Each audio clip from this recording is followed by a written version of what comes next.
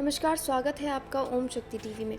आज हम आपको यहाँ उस इंसान की कहानी बताएंगे जिसके बारे में कहा जाता है कि वो धरती पर 5000 से 6000 वर्षों तक जीवित रहेगा। कुछ लोग मानते हैं कि वो 3000 वर्षों तक धरती पर अलग अलग इंसानों का रूप लेकर यहाँ से वहाँ भटकता रहेगा। बहुत से लोगों का ऐसा भी मानना है कि ये जीवित है किसी एक धर्मयुद्ध के लिए। अलग अलग लोगों की अलग अलग मान्यताएं हैं। ये वो इंसान है जो महाभारत काल से जीवित है और आज भी लोगों को दिखाई देते हैं। महाभारत काल से लेकर आज तक ये योद्धा धरती के अलग अलग स्थानों पर भटक रहा है। महाभारत युद्ध में ऐसी क्या गलती की थी इस योद्धा ने जिसको इतना बड़ा मूल्य चुकाना पड़ रहा है। महाभारत में तो बड़े बड़े छल हुए थे, पाप हुए थे, तो किसी को तो ऐसी सजा नहीं मिली।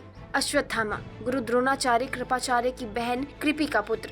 द्रोणाचार्य का अपने पुत्र के प्रति बहुत ही ज्यादा स्नेह था। इसी स्नेह की वजह से ही अपनी सोच से विपरीत उन्हें कुरुक्षेत्र युद्ध में अधर्मियों का साथ देना पड़ा। वो कौरवों के समर्थन में पांडवों के विरुद्ध मैदान में उतरे थे। बात युद्ध के दिनों की है जब भीष्म पितामह की तरह गुरु द्रोणाचार्य भी पांडवों की विजय में सबसे बड़ी बाधा बनते जा रहे थे। श्री कृष्ण जानते थे कि गुरु द्रोण के जीवित रहते पांडवों की विजय असंभव है। इसीलिए कृष्ण ने एक योजना बनाई जिसके तहत महाबली भीम ने अश्वत्थामा नाम के एक हाथी का वध कर दिया। ये हाथी मालव नरेश इंद्रवर्मा का था। उसके बाद ये झूठी सूचना जब युधिष्ठिर द्वारा द्रोणाचार्य को दी गई तो उन्होंने अस्त्र शस्त्र त्याग दिए और समाधि लेकर बैठ गए। इस अवसर का लाभ उठाकर द्रौपदी के भाई धृष्टद्युम्न ने उनका सर धड़ से अलग कर दिया। अपने पिता की मृत्यु का समाचार मिलने के बाद द्रोण पुत्र अश्वत्थामा व्यथित हो गया। युद्ध के दौरान अश्वत्थामा ने दुर्योधन को वचन दिया कि वो अपने पिता की मृत्यु का बदला लेकर ही रहेगा। इसके बाद उसने किसी भी तरह पांडवों की हत्या करने की कसम खाई। युद्ध के अंतिम दिन दुर्योधन के पराजय के बाद अश्वत्थामा ने बचे हुए कौरवों की सेना के साथ मिलकर पांडवों के शिविर पर हमला किया।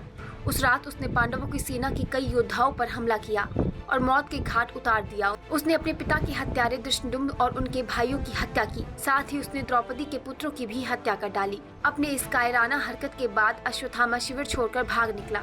द्रौपदी के 5 पुत्र की हत्या के बारे में जब अर्जुन को खबर मिली तो उन्होंने क्रोधित होकर द्रौपदी से कहा कि वो अश्वत्थामा का सर काटकर उसको अर्पित करेगा।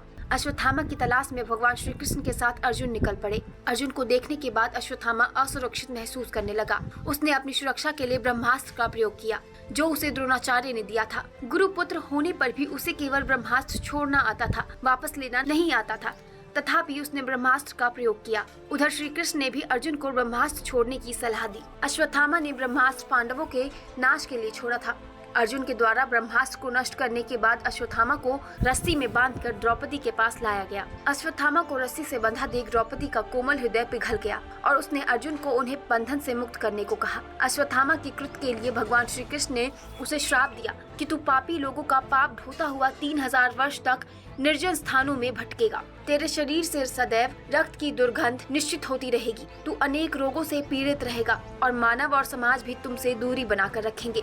ऐसा कहा जाता है कि भगवान श्री कृष्ण के श्राप के बाद अश्वत्थामा आज भी अपनी मौत से भटक रहा है, लेकिन उसे मौत नसीब नहीं हुई। ऐसा केवल भविष्य पुराण में ही नहीं बल्कि अलग अलग पुराणों में भी इसका वर्णन किया गया है, जिसमें ये भी कहा गया है कि जो लोग हजारों वर्षों से जीवित हैं और यहाँ वहाँ भटक रहे हैं, ये सब कल्कि भगवान की सेना में शामिल होकर अधर्म के विरुद्ध लड़ेंगे।